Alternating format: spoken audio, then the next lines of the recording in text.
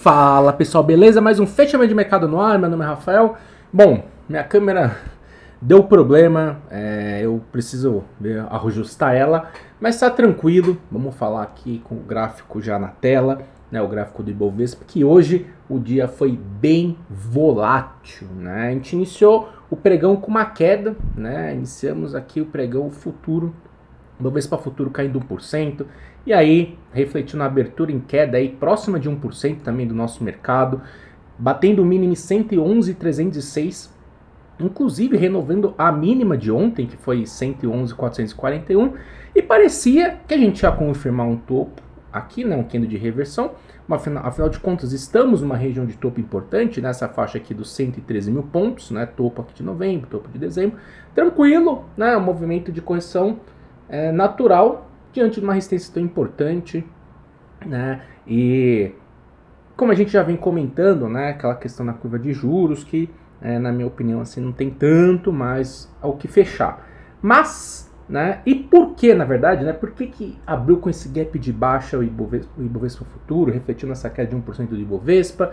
O dólar, né, abriu com um gap de alta de 1% por conta da entrevista, né, a primeira entrevista do Lula, né, como presidente, lá no Globo News, e que ele falou que, né, a independência do Banco Central é uma bobagem e que a atual meta de inflação atrapalha o crescimento da economia. Ou seja, ele criticou só dois pilares extremamente importantes para a política monetária, né, e que quando colocados em xeque, eles geram dúvidas, né, sobre a condução do fiscal. Afinal de contas, né, e geram estresse aonde? A nossa querida curva de juros, que abriu estressada também, né? Subindo bem, né? Batendo máxima aí, voltando aí para os níveis lá do comecinho do ano. No meio do ano, né?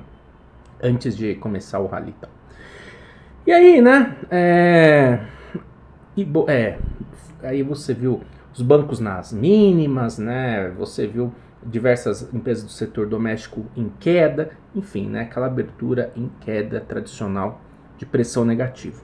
Só que no começo da tarde veio o ministro das Relações Institucionais, né, o Padilha, falando que o governo não tem intenção de mudar a relação com a autoridade monetária, né, colocando panos quentes na discussão. Aí a curva fechou e o Ibovespa começou a iniciar esse movimento de alta, fechando com uma alta de 0,06, ainda abaixo dos 113 mil pontos, né? Mas permanece, né, o viés de alta de curtíssimo prazo. Sim, é óbvio, né, que tinha que colocar esses panos quentes, né? Preocupa, né, porque a fala do presidente é uma fala importante e ele tem uma influência grande dentro da estrutura, mas também faz parte, né? O Lula é um ser político que vai fazer palanque para sua base, né? E você tem as pessoas ao lado que vão fazer esses panos quentes e que vão tentar remediar esse processo, né? Acho que se for neste sentido, né, e eu espero que seja nesse sentido, para a política monetária, né, assim, pouco importa, né? Agora, se for algo factível e que isso for uma verdade e que isso seja uma diretriz para os próximos, né, ao longo do ano, dos próximos anos, chama muita atenção. Obviamente, né, a dependência do Banco Central é muito importante, mas se você jogar fora, né, você rasgar, além de rasgar o teto de gasto, rasgar a meta de inflação, isso é um problema seríssimo, né, de política monetária. O próprio Padilha lá no discurso, colocando os panos quentes, falou que o governo não tem interesse de mexer com o Banco Central, nem ele falou da meta de inflação, né? São esses detalhes que preocupam, né? Mas, por enquanto, né, quem responde pra gente, que eu sempre falo, quem vai responder pra você a questão de risco, sempre que a gente vem falando, curva de juros. E ela fechou, voltou, né, para os níveis normal, esses níveis que a gente vem falando como nível normal de juros, né? Trabalhar com juro alto vai ser o trabalho que a gente vai ter que exercer nos próximos anos, mas nesses níveis aqui, um nível confortável que o mercado encontrou de fato aí um ponto para manter seu viés de alta de curtíssimo prazo, tá? Então assim, tivemos esse movimento de alta nas vésperas do vencimento de opções, né? Amanhã tem vencimento de opções de ações. Vamos ver como é que vai ser a volatilidade. Amanhã não tem dado econômico mais importante, tá? Então vai ser um dia focado para o vencimento de opções. Nos Estados Unidos, o negócio segue em queda, né? Ontem a gente caiu 1,6, hoje caiu mais 0,70. Voltamos para o suporte mais importante, esse 3.890, 3.900, que, caso perdido, anula o viés de alta de curtíssimo prazo. A gente tem esse viés de alta aqui, anula, porque vai fechar abaixo do último topo rompido, abaixo das médias cruzadas na compra. Volta para o cenário de indefinição, cenário de indefinição em tendência de baixo no curto prazo, caminho aberto para o 3.800, né? E refletindo ainda toda a preocupação que a gente viu ontem dos dados econômicos, né? Vendas do varejo de produção industrial muito abaixo do esperado, a inflação, o núcleo da inflação do produtor mostrando que a parte de serviços ainda está muito forte, e os membros do Fed, assim como ontem, hoje também reforçando que o Fed não está com a cabeça de cortar juros no final do ano, como está precificado na curva de juros. E aí tem esse ajuste, né? Mercado, a curva de juros norte-americana sofrendo um ajuste, um deslocamento para cima, e o mercado para cá, para baixo. Então muita atenção a esse patamar, que ele vai ser vital no curtíssimo prazo, tá? Então, mercado, estamos aí, né? Mais uma vez, estamos diante desses 113 mil pontos. Se confirmar o rompimento desse patamar, a gente entra, né? A gente veio no processo, né? Veio nessa tendência de baixa, que bateu aqui, entramos num viés de alta, né? Entramos num processo de indefinição, né, porque estava na tendência de baixa, entramos com um processo de indefinição, entramos com viés de alta. Agora, se conseguir de fato romper esses 113 mil pontos, né, começa a ficar mais claro, né, mais claro. Na verdade, assim, entramos com esse viés de alta, agora estamos num processo de indefinição no curtíssimo prazo. Se a gente conseguir romper esses 113 mil pontos, começa a ficar um pouco mais claro a possibilidade de uma tendência de alta de curtíssimo prazo. Né? Por quê? A gente vai conseguir ficar acima do último topo mais importante. Tá? É difícil? É uma missão difícil? Eu acredito muito. É a difícil missão por conta também, né, que essa curva de juros, na minha opinião, não tem mais o que fechar.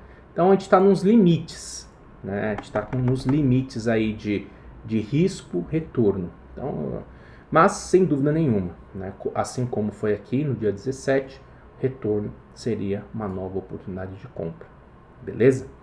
E hoje, destaque de alta, Petrobras, além do petróleo, né? O petróleo hoje subindo 1,50, então o petróleo segue na luta pelo rompimento aí da faixa dos 87 dólares o barril.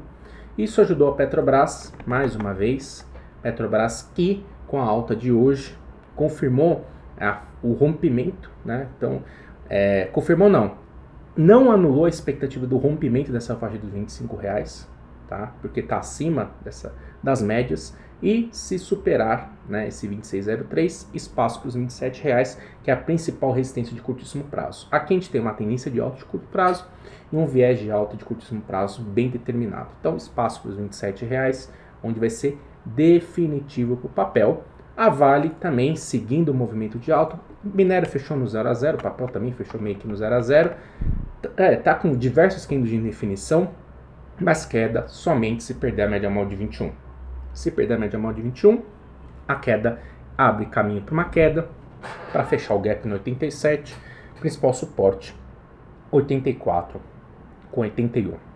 E os bancos, assim como o Ibovespa, né, em resistências importantes. Itaú aqui no 26,50, Santander mostrando a força compradora aqui nos R$29, né? Bradesco também segurando acima do 14,50.